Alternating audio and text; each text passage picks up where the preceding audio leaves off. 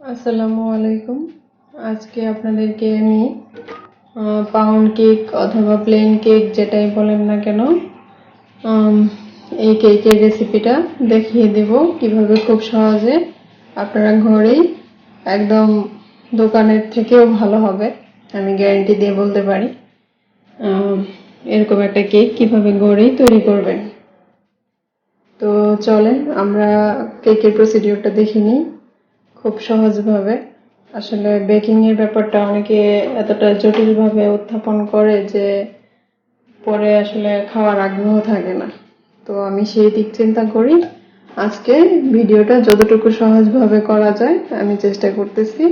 তো শেষ পর্যন্ত অবশ্যই দেখবেন এবং অবশ্যই বাসায় ট্রাই করে খেয়ে দেখবেন কেমন হলো, আর আমাকে জানাতে ভুলবেন না। আমি এখানে 4টা ডিম নিয়ে নিয়েছি, এখন এটাকে আমি বিট করব।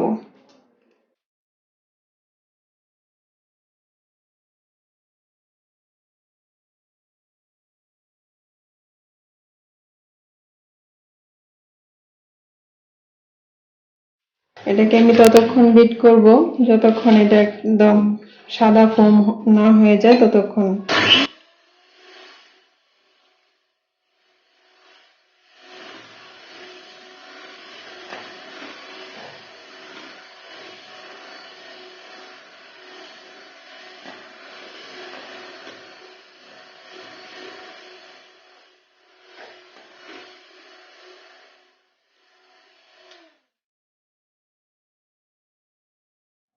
এক দুই মিনিট বিট করার পর আমি এখন চিনিটা দিয়ে দিচ্ছি। আমি নর্মাল চিনি নিয়েছি, একদম যেটা আমরা দোকান থেকে কিনে এনে খাই ওই চিনিটাই আমি দিয়ে দিলাম এখানে। এটা হচ্ছে 240 ml এর 1 কাপ। 1 কাপ দিয়ে আমি পুরোটা ভরে চিনি দিয়ে দিলাম। দিয়ে এখন আমি আবার বিট করতে থাকবো।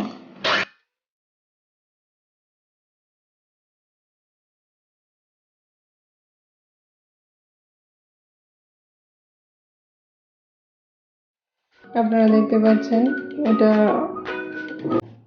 অনেকটা ফোমি ফোমি হয়ে গিয়েছে সাদা। এখন আমি এটার মধ্যে দিয়ে দিব তেল।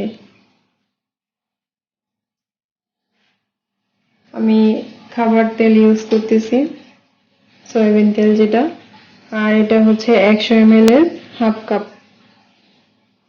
আমি পুরো 1/2 কাপ এখানে তেল দিয়ে দিলাম, দিয়ে আরো কিছুক্ষণ এটাকে বিট করব।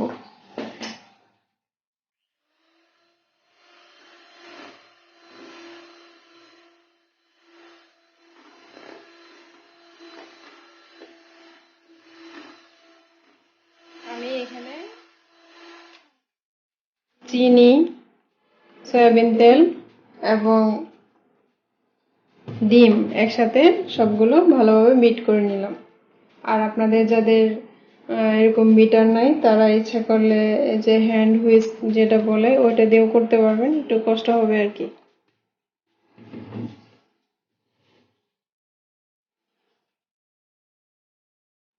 4টা ডিমের জন্য আমি এরকম 1 কাপ যে মেজারমেন্ট কাপটা আছে 240 ml, এটা দিয়ে আমি এরকম একদম উঁচু করে ময়দাটা নিয়েছি। এটা আমি এখন চেলে নিব।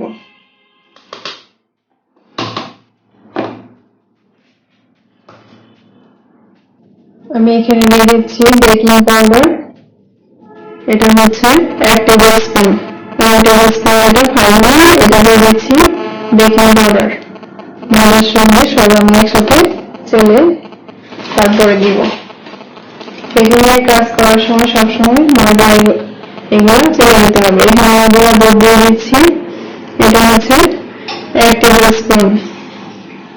এটা দিয়ে 2টা দিব।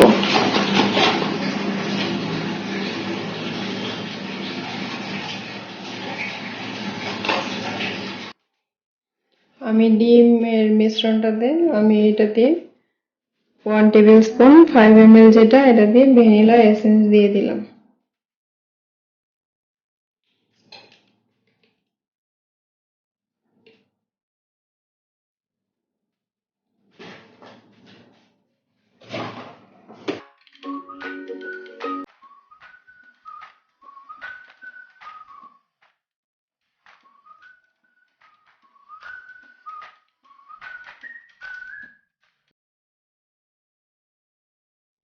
এই পর্যায়ে আমি ময়দাগুলো চেলে দিয়ে দিচ্ছি।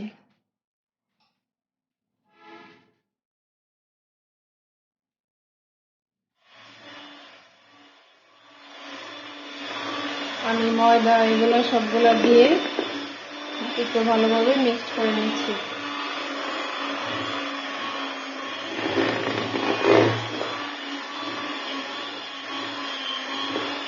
এই পর্যায়ে আপনারা খুব বেশি বিট করবেন না, তাহলে কেকটা ভালো হবে না।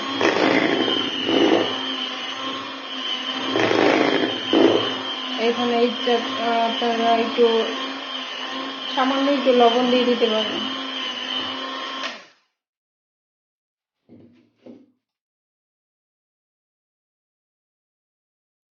কেকের ব্যাটারটা তৈরি হয়ে গেছে। এখন আমি মোল্ডটা রেডি করে নিচ্ছি। এরকম একটা মোল্ড নিয়েছি, এটা 2 পাউন্ড একটা কেক। এই মোল্ডটাতেই আজকে আমি কেকটা দিব। আমি এখানে একটু তেল নিয়ে নিয়েছি, সয়াবিন তেল। এটা দিয়ে আমি কেকটা মোল্ডটা ব্রাশ করে নেব। এখানে কোনো বেকিং পেপার টেপার কিছুই লাগবে না, আমি এগুলো ইউজ করি না। যখন বাসায় করি এভাবেই অনেক সুন্দরভাবে হয়ে যায়। আসলে আমি এই কেকটা যখন যেভাবে যেখানে যে অবস্থায় করেছি, খুব ভালো ফিডব্যাক আসছে, সবাই খুব প্রশংসা করছে খেয়ে।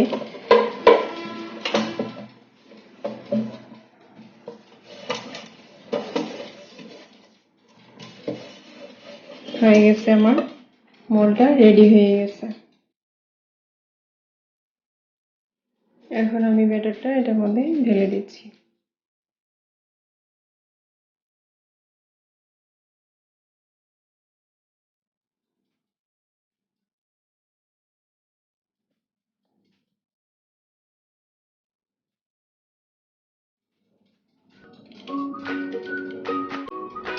আমার ব্যাটারটা দিয়ে দিলাম।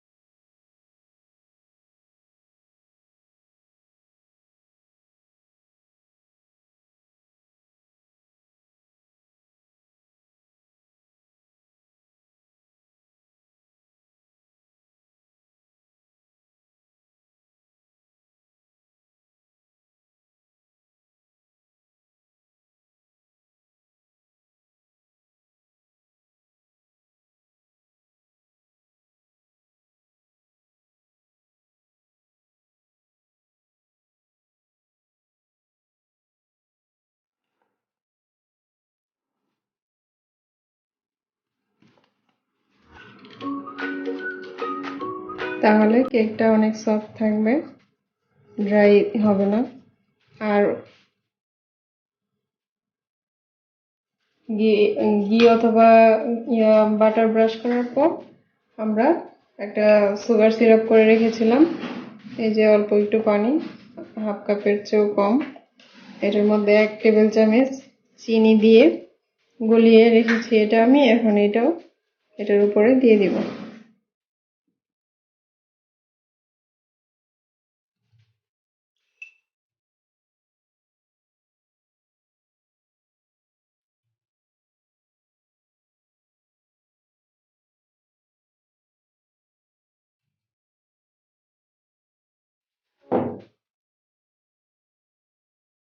তারপরে কেকটা ঠান্ডা হলে এটাকে আমি বের করে আপনাদেরকে দেখাচ্ছি কেমন হলো।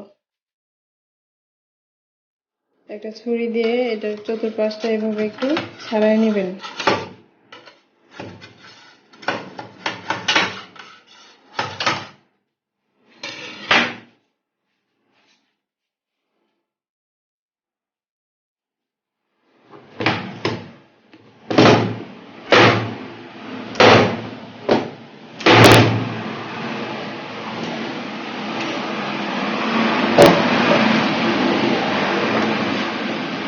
এই যে দেখেন হয়ে গেল কেক। অবশ্যই আপনারা বাসায় ট্রাই করবেন। আর কেমন হলো আপনারা সবাই বাসায় খেয়ে তারপর আমাকে জানাবেন। সবাই ভালো থাকবেন, আমাদের সাথে থাকবেন, আমাদের জন্য দোয়া করবেন।